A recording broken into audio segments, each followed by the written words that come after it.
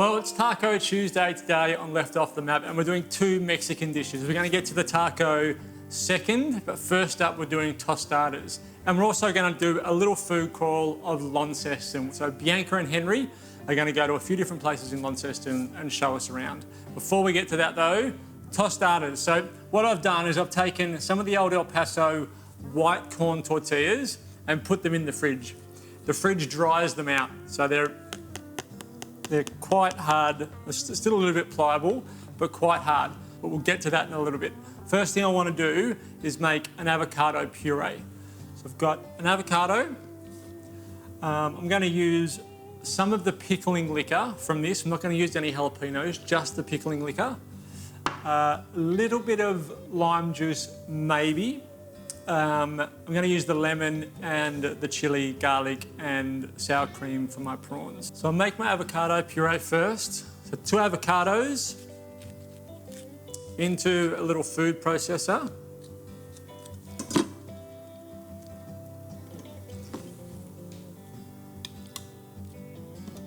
And then, once my 2 avocados go into there, I'm going to add a little bit of the pickling liquor, a good amount of salt and a little bit of lime juice and blitz all that together to make our avocado puree. Very, very simple. A lot of people add sour cream to it to bulk it out a little bit. You can do that. Some people add mayonnaise. You can add spices if you want to. You can add herbs if you want to. It's up to you. I just want basically pure avocado flavour with a little bit of sort of the sweet and sour heat from the pickling liquor. My tortillas have been turned into tostadas, so we just fried them in the oil for like 15 seconds is all it's going to take, and you'll end up with these massive corn chips. So that's our tostada. Now it's time to cook our prawns. So gas on, pan. Try and have everything ready for this because it is going to move pretty quickly. So I'm going to cut my chili. Some browns, probably half a chili. Don't have a huge amount of prawns. Sour cream's ready. Lemon, just a cheek. And we're good to go. So some oil in the pan.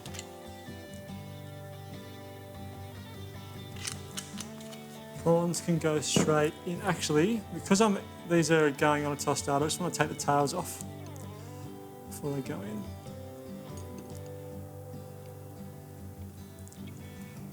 Prawns in.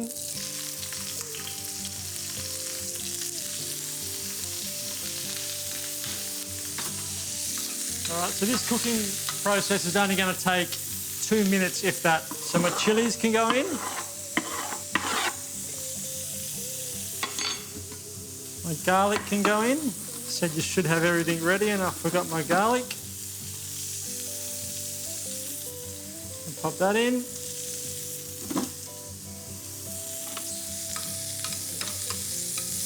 They're cooked on one side, we're halfway there. This stage you can pop in your lemon juice.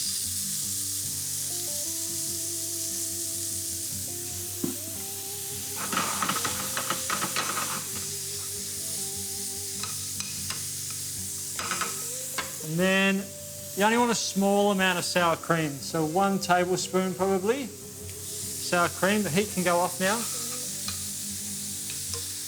Stir in that sour cream. We just want the sour cream almost just to bind everything together. So 1 tablespoon is going to be plenty. Heat's out of that pan.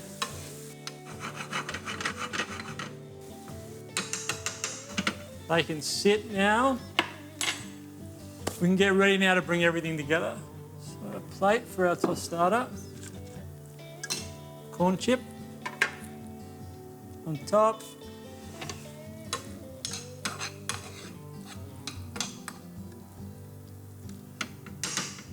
Avocado puree. Now, if you've got a piping bag, this is really handy to put into a piping bag. So put it in a piping bag, keep it in the fridge, and then you've got it whenever you need it to pipe out. But if you don't have a piping bag, next best thing is a Ziploc bag. I'll get a few spoons. of your avocado puree.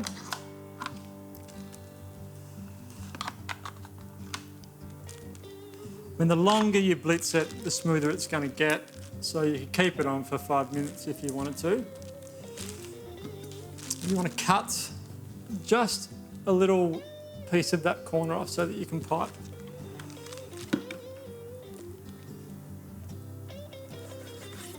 So, and then just use like you would normally use a piping bag.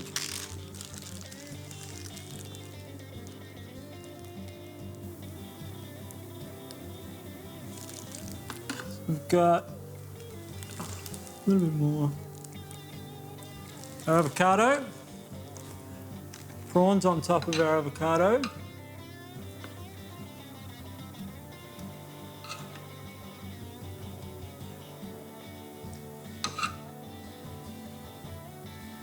I've got some nasturtium leaves from our garden here. Pop them on. So you can always find some nasturtium leaves and they grow everywhere. So that is our prawn and avocado tostada. And when you've got flavours like the avocado, the chilli, lemon, garlic, you don't really need to overcomplicate things. When we come back, I'll show you a great taco recipe with some Achiote pork. But now we're going to head off to see Henry and Bianca. Bianca's hometown of Launceston. She's going to show us around. And she owns a couple of restaurants there and an accommodation place. So we're probably going to start there.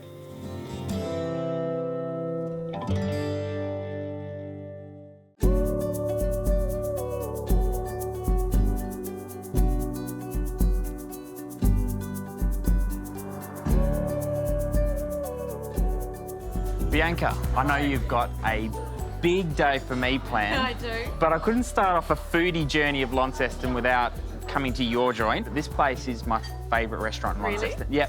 Oh, that's really great to hear. I absolutely love this place. That's really lovely. Thank you, Henry. No worries. So I've got lots of questions for you about Stillwater. Obviously, you've been running a long time here, but you've also got accommodation, 7. Yep. Everyone out in the truffle farm that's coming to visit is going, oh, we're staying at 7, we're staying at 7. And to start with, to be dead honest, I didn't know. I was like, where's 7? And then it has occurred to me since that it's your place. I'm getting rave reviews. How long's that been going? So March 2019, we first opened. Yep. So we celebrated our 1-year anniversary during the middle of the COVID lockdown, which was really devastating. Oh. But yeah, it's been going really great. The space used to be a providor and then a gallery above. Actually, we used to sell some of your amazing truffle products, I believe, in the providor. And then we had an old hair salon in another part of the building. Yeah. And that's now our courtyard suite. We welcome dogs there as well to come and stay with the owners, and we love that. We love dogs at Stillwater. So cool. And that's also suitable for a rollaway, so that can have a third person, so a kid. And then we've got 3 rooms on the level directly above us in the restaurant, and then another 3 rooms above that. So every room has a beautiful waterfront view, which is just fantastic. It's rare to have every single room have a waterfront view. Yeah, beautiful, and a great spot as well. Yes. Yeah, and how's the restaurant going? Yeah, we're really busy. Since the lifting of restrictions in Tasmania, it's been amazing. There's community support has been phenomenal, and with the borders opening up, it's become increasingly busier as well. It's really exciting to have people back in the restaurant and have that buzz of dining again.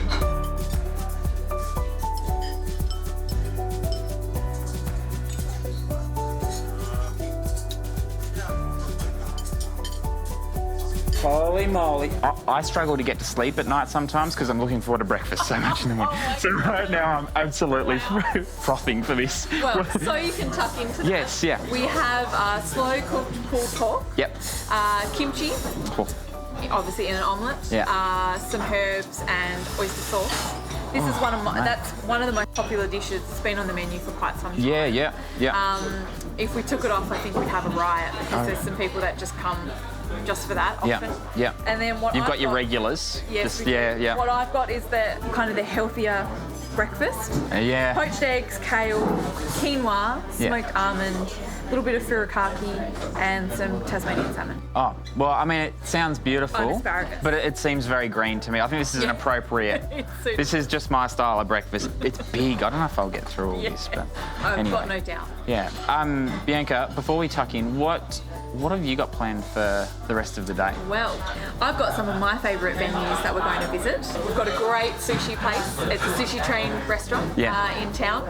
One of my favourite places called Kozatan. Kozatan. I could never, I call it Coseton. I've called it Coseton for years. That's my favourite place as well. Oh, and they have a place in Hobart, as you would know, and it's like my absolute go-to for sushi. Anyway, keep going. So we're going to have lunch there, coffee and cake at Sweet Brew, my other favourite cafe, obviously Beautiful. other than here. Yeah. And we'll have a drink and a snack at St John's, which is a really great craft beer bar. I'm sure you've been. I haven't been. Really? I went to go in there when it opened and I couldn't get in because it was just packed with people. It looks really like trendy, super cool. So I haven't been in yet, which is a disgrace because everyone's talking about it. So I'd love to have a beer there, yeah. I'm not sure if I'll fit a heap of bubbles after all this. Like just this breakfast is enough for today, but.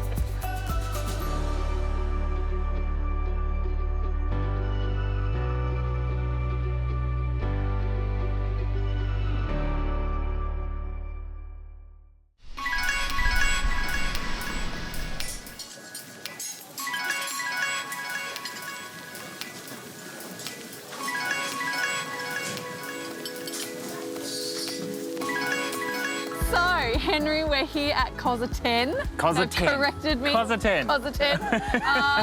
They opened a couple of years ago and it's just so much fun. Yeah. I love a sushi train. It's so great to come with friends. And just feast on some amazing Tasmanian sushi because they use as much local produce as they can. Yep, I've heard good things. It's funny, Kozatan, I haven't actually been in here until a couple of months ago. It was like, it's like a lot in Launceston and Tassie. It's this unsuspecting place. You don't know where it is. Yeah. And it's like this built, and I passed it and passed it and passed it. Everyone was talking about it. And it's a ripper that we can go and try it out because I've only done takeaway so far because of COVID. So they serve it to you on trains, don't they? Yes, yep. Sushi train? Yeah, I'll show you how it all works inside. That'd be good. It's such a great, subtle spot.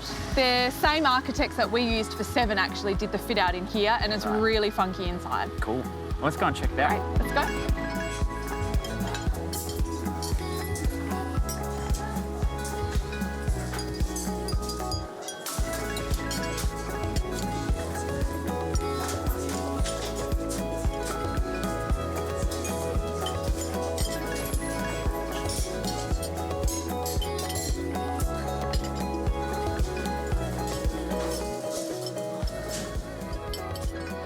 So what did you think? Delicious. It was beautiful. So good, isn't it? I'm 29 years old, but there's still something about food coming to you on a little train. It's so much fun, isn't satisfying. it? It's great. It's great. And I just love how you can have fun with ordering. It's really simple. We had some amazing dishes. Salmon nigiri is one of my favourites. Yep. Simple wakame, the Japanese fried chicken. Oh, that's probably my favourite. Yeah. But I have to say, I love the simplicity of everything there. You know the ingredients are good when that's happening, and the sashimi in there, just fresh bluefin, kingfish, salmon, all Tassie. It's good. Magnificent. What do you think of the sake? That was a bit much for me, to be dead honest with you. I think I prefer a beer. Yeah. Yeah. Is that where we're headed? We're going to St John's now? Soon. We're going to head and have coffee and cake at Sweet Brew. Okay, good idea. And then we'll head to St John later. All right, beer later. That'll wash down the sake nicely. Great. Let's head off. Beautiful.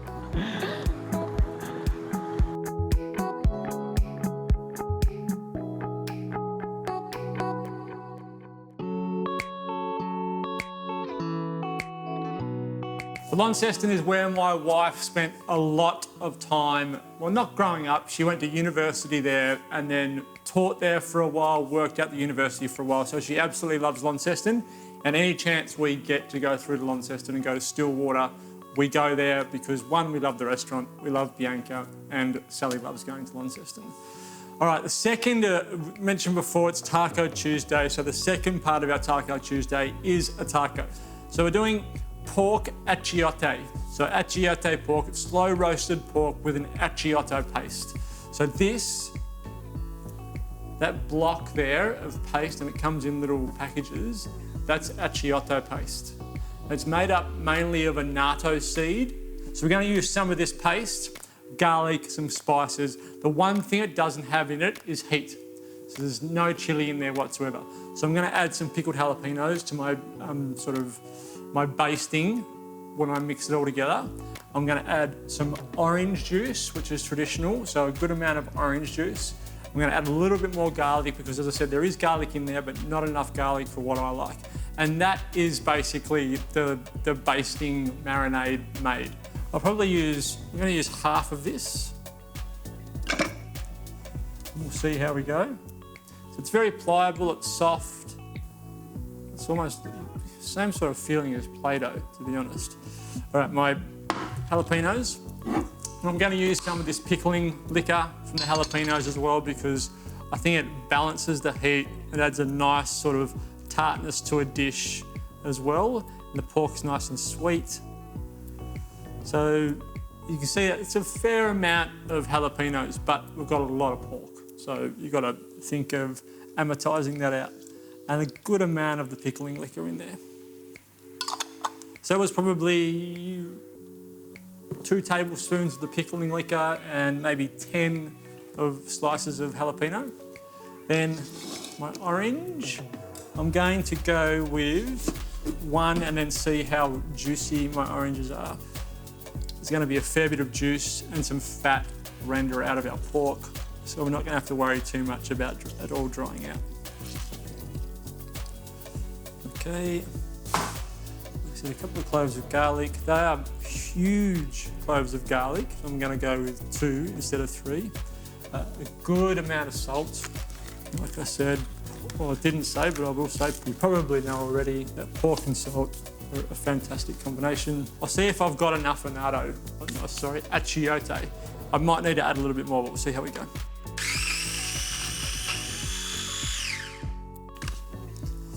All right. Now you can see how they would have used it, and probably still do, to be honest, as paint. So look at that really sort of bright, reddy, ochre, earthy colour. So I'm going to pop in the rest of my Achiote. Back on. Blitz this up. Blitz the last amount of this up. Once it all comes together, I'm just going to pour it all over the top of my pork shoulder. Make sure it's well covered. Then foil, I'll put another sheet of baking paper down, foil over the top. And then it will go into the oven. Because we've got the bone out, it's going to take between 2.5 and 3 hours. So after about 2.5, 3 hours, you take your pork out and just get 2 forks and shred it apart. You can get what they call bear claws, which are designed for pulling meat. Most people aren't going to have bear claws, so just get 2 forks and shred it. And this is what you end up with. And it's got that beautiful sort of pulled pork smell, that porky sort of umami smell to it. So now I just want to put together a very, very simple taco to go with it, and a kid-friendly taco. I've got my teppanyaki plate on and my flat grill on. So pop them on top like that. Now we're not trying to get any colour on them or anything like that. We're not trying to cook them, just some heat through the bottom to make them soft and pliable. Everything else I can start to get ready. So my avocado, I just want slices, sort of maybe 3 or 4 millimetre slices. Scoop out my av.